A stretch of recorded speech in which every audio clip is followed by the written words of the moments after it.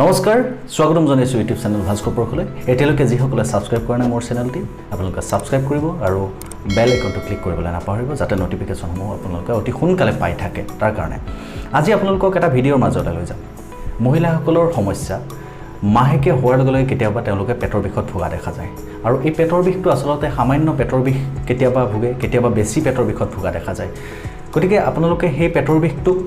অৱহেলা কৰাটো উচিত নে বা এই পেটৰ বিষে গৈ আপোনালোকক পিছলৈকে কিবা সমস্যাত পেলাব পাৰে নেকি ডাঙৰ সমস্যাত পেলাব পাৰে নেকি বা কোনটো পৰ্যায়ত আপোনালোক ডক্টৰৰ ওচৰলৈ যাব গোটেইখিনি কথা কি কৰিলে আপোনালোকে ভাল পাব সুফল পাব গোটেইখিনি কথা আমাক আজি জনাইছে ডাক্তৰ অৰুন্ধতী চৌধুৰী তেখেত স্ত্ৰীৰোগ বিশেষজ্ঞ তেখেতৰ সৈতে মই কথা পাতিছিলোঁ আহকচোন আমি ভিডিঅ'টোৰ মাজলৈ যাওঁ নমস্কাৰ আজি ক'বলগীয়া বিষয়টো হ'ল যে মাহেকীয়া হ'লে যেটো পেটৰ বিষ হয় মাহেকীয়া হ'লে পেটৰ বিষৰ বহুত কাৰণ থাকে সাধাৰণতো হ'ব পাৰে কিছুমান ক্ষেত্ৰত কিছুমান বেমাৰৰ কাৰণে হ'ব পাৰে সাধাৰণতো হয় কেতিয়াবা কি হয় তলৰ যেটো আমাৰ মাংসপেশী থাকে যেটো আমি পেলভিক মাসলস বুলি কওঁ এইবোৰ অলপ টাইট থাকিলে পেটৰ বিষ হয় লাহে লাহে কিছুমান এক্সাৰসাইজ কৰিলে লাহে লাহে কমি যায় কিছুমান ক্ষেত্ৰত দেখা যায় যে যেটো আমাৰ এতিয়া খুব কমন যেটো টিনেজ ওবেসিটি লাহে পিউবাৰ্টিটো ওবেসিটি হয় ফাষ্ট ফুড খোৱাৰ কাৰণে হকটটো ফ্যাটছটো কমালে ফিজিক্যাল এক্সাৰসাইজ কৰিলে লাহে লাহে পেটৰ বিষটো কমি আহে কিন্তু তাৰে ভিতৰত এবিড আছে যেটো লাহে লাহে পিছৰ ভাগত গৈ পেলাই মাৰাত্মক বেমাৰৰ সৃষ্টি কৰে আৰু এই বেমাৰটো হ'ল এন্ডোমেট্ৰিওসিস এই এন্ডোমেট্ৰিওসিসৰ এই কাৰণে এটো মই ক'ব বিচাৰিছোঁ কাৰণ আজিলৈকে এন্ডোমেট্ৰিওসিসৰ কোনো ডেফিনিট ট্ৰিটমেন্ট নাই মানে আজি কিবা আমি ইনজেকশন দিলো কি ট্যাবলেট খোৱালো মেডিসিনৰ দৰে কি অপাৰেশন কৰিলো কিন্তু যে এই বেমাৰটো যে তাতে সীমাবদ্ধ হৈ থাকিব কি বন্ধ হৈ যাব এনেকুৱা নহয় এই বেমাৰটো আকৌ ৰিকাৰেন্স কৰে তাৰ মানে এই বেমাৰৰ ৰিকাৰেন্স ৰেটটো খুবেই হাই এই কাৰণে মই এটো ক'ব বিচাৰিছো যে এই মাহেকীয়া হোৱাৰ টাইমত যেটো পেটৰ বিষ হয় এটো সাধাৰণতে নৰ্মেল বুলি ধৰিব নালাগে কিছুমানৰ হয় যদি এটো over A period of time মানে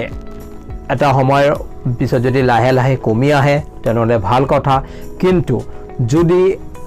পেটৰ বিষটো প্ৰত্যেক মাহে লাহে লাহে ক্ৰমশই এটো যদি বাঢ়ি গৈ থাকে তেনেহলে এটোৰ ওপৰত চিন্তা কৰিবলগীয়া বিষয় হয় আৰু তৎক্ষণাত চিকিৎসকৰ পৰামৰ্শ ল'ব লাগে এন্ডোমেট্ৰিওসিস কিয় এন্ডোমেট্ৰিওসিস বেমাৰটো কি এটো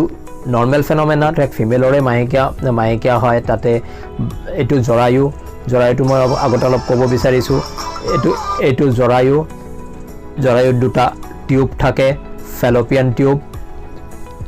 দুটা ডিম্বাণু থাকে আৰু এটো আমি ভেজাইনা বুলি কওঁ আৰু এটো জৰায়ুৰ ভিতৰটো দেখুওৱা হৈছে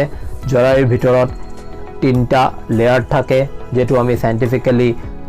টেকনিক্যালি এন্ডোমেট্ৰিয়াম মায়োমেট্ৰিয়াম আৰু পেৰিমেট্ৰিয়াম বুলি কওঁ প্ৰত্যেক মাহত এইটো এন্ডোমেট্ৰিয়ামটো লাহে লাহে বাঢ়ি গৈ থাকে যেটো মই ইয়াতে দেখাইছো এটো ফাৰ্স্ট ডে অফ সাইকেলত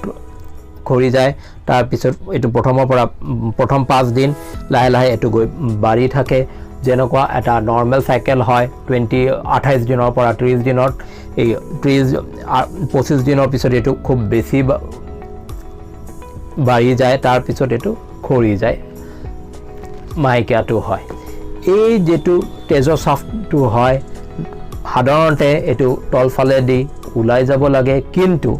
কিছুমানৰ ক্ষেত্ৰত কি হয় 30 to 40% কি হয় এটো তলফালে দি ওলাব নোৱাৰে বহুত কাৰণত ওলাব নোৱাৰে এই কাৰণে যেটো এই তেজটো উপৰফালে দি আহি পেলাই এটো এই ফেলোপিয়ান টিউবে দি গৈ পেলাই এটো টিউব যেটো নলী এটো দুটা নলী দি গৈ পেলাই ডিম্বাণুৰ ওপৰত জমা পৰে পেটৰ ভিতৰত জমা পৰে নহলে কেতিয়াবা জৰায়ুৰ পিছফালে জমা পৰে কোষৰ দুৱাৰত ৰেক্টাম বুলি কওঁ তাতে জমা পৰে এই জমা পৰা পিছত এটো তাতে সীমাবদ্ধ হৈ নাথাকে এটো তাৰ ওচৰৰ যিবোৰ যন্ত্ৰ অৰ্গানছবোৰ আছে তাকো হামটি লয় আৰু ফেন'মেননটো এই প্ৰচেছটো নেক্সট মান্থত আকৌ ৰিপিট হৈ থাকে এটা টাইমত দেখা যায় কি যে এইটো ডাঙৰ এটা সিস্ট ফৰ্ম হয় আৰু এই সিস্টটো কি কৰে যে আমাৰ ডিম্বাণুত যেটো আমাৰ ডিম্বাশয় আছে আৰু কণিকেইটা আছে যেটো আমি ফলিকল বুলি কওঁ এই ফলিকলকেইটাক নষ্ট কৰি দিয়ে ফলত কি হয় লেটাৰ পিৰিয়ড অফ লাইফত যেতিয়া 25-30 পিছত যায় তাৰ পিছত বিয়া হোৱাৰ পিছত ইনফাৰ্টিলিটিৰ মেইন কাৰণ হৈ লয় এই কাৰণে মই এটো ক'ব বিচাৰিছোঁ যে পেটৰ বিষ যেতিয়া হয় মাহেকীয়া হোৱাৰ কাৰণত এটো অতি সাধাৰণভাৱে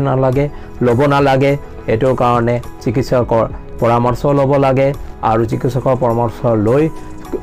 পৰীক্ষা কৰিব লাগে এটোৰ ভিতৰত অন্যতম পৰীক্ষা এটা ভাল আল্ট্ৰাসাউণ্ড কৰিব লাগে